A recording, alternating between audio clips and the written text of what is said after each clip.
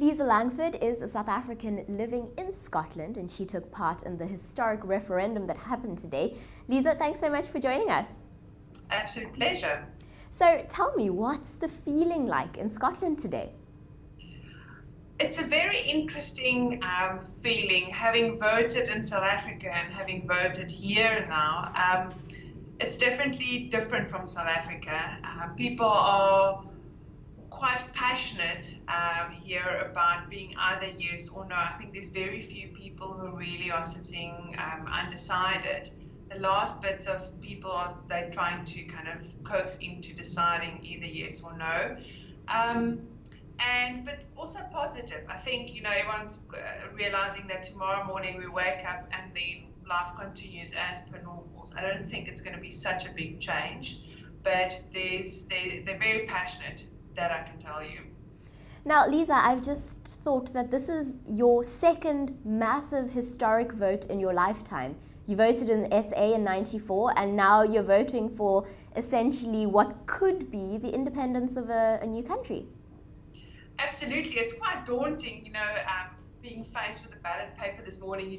You reread the question, making sure you've got the right answer, and I find it fascinating that I was able to explain to my children what we are doing and why we're voting. And it's amazing to just, in their very simple way, they each came up with their own conclusion on what one should vote. Although obviously they're not voting, they were very interested. They understand the importance of voting as South Africans, and having been brought up in South Africa, they respect it. And I think people here, what we're seeing is that there's far bigger turnouts than ever expected or ever had previously in Scotland. And that's something new for me in South Africa. When it's voting day, it's a public holiday, everyone votes, you stand in that line until you get to make the chance. Here it's not a public holiday, so people have to kind of make ways to go and vote. I haven't seen any queues in the countryside, but apparently there are queues in some of the biggest cities. And they're expecting the biggest turnout and probably in history in Scotland for this one. Now, Lisa, very luckily for us, you also happen to be a digital media strategist, and you've got a map that indicates what's trending on social media in Scotland at the moment. Won't you talk us through it? Absolutely. I've actually kind of did a little bit of an overlay as well, and looking at it in real time. It does look currently like a vote yes is kind of coming up quite strong. The important thing is to look at the most populated areas in Scotland.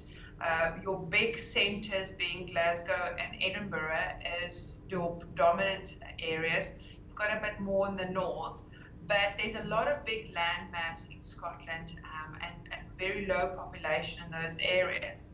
It's really neck on neck at this stage in terms of what's happening, and I'm not sure if Twitter really is a good reflection. I was quite surprised by the way they've been using social media for this campaign. I would have expected something more. I think both parties, or let's call it sides, have been using social media to an extent, but I think I would have liked to have seen more facts, more information, more shareable content. It has been pretty much, and as one could expect in my exposure to British politics, it's been, kind of counterparting what the other party says instead of really standing on your strong points. There's also been a lot of on the ground, old-fashioned people driving around in their vote yes or vote no trucks with speakers around it was fascinating. So it's a combination of both. So hopefully we will be seeing more as the day progresses, how Twitter is responding, especially in the bigger population areas of Glasgow and Edinburgh. And that's where you're seeing most of the majority of tweets coming from as well.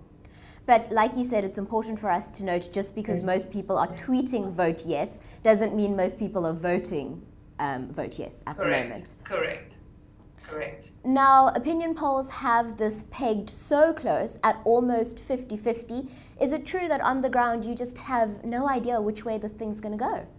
Absolutely true. We were quite confident of that it was going to be a no vote up till recently, and it was just the last few weeks there's been this real surge of, and I think, you know, sense, and it's quite a tricky one because it's a sense of patriotism, which is great, but I think the most important thing that I've kind of taken away from is that people should try and vote with their minds, not their hearts so much. And that's so difficult to say because voting for independence is a hard thing, but it's a very real vote that once this decision has been made, there's no turning back. There's no waking up and say, oh, sorry, I think you did the wrong thing.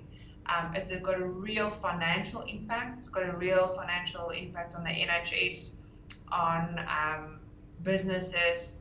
A lot of people, even in the housing market, have not committed in buying homes and investing in Scotland until the referendum is decided. Lisa, thank you so much for speaking to us today. Absolute pleasure.